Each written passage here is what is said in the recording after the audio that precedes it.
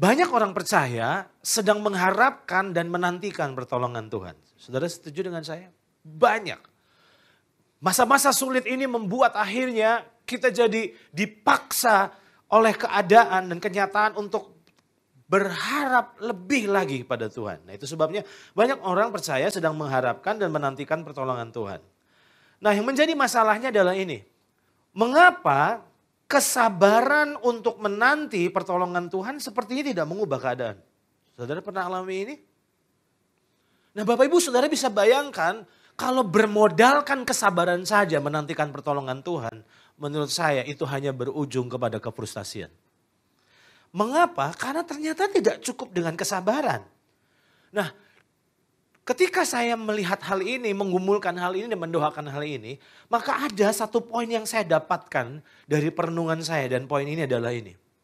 Banyak orang percaya ternyata diakui atau tidak sebatas ingin ditolong Tuhan tetapi tidak rela dipimpin oleh Tuhan. Mengapa ini jadi penting? Dan timbul pertanyaan berikutnya, mengapa orang lebih suka ditolong daripada dipimpin? Dari hasil perenungan saya, maka saya menemukan jawabannya, kenapa orang lebih suka ditolong daripada dipimpin? Jawabannya adalah ini. Karena dipimpin itu selalu menuntut dua hal, yaitu hubungan dan ketaatan. Kalau ditolong, saudara tidak butuh hubungan.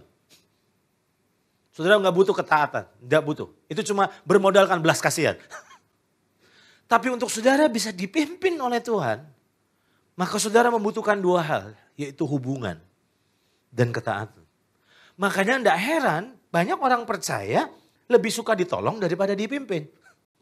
Nah sekarang saudara perlu memahami satu poin yang penting lagi. Poin penting ini adalah ini. Sebagai penolong, ini kabar buruk buat saudara ya. Tuhan itu menolong ketidakmampuan kita dan bukan kemalasan kita.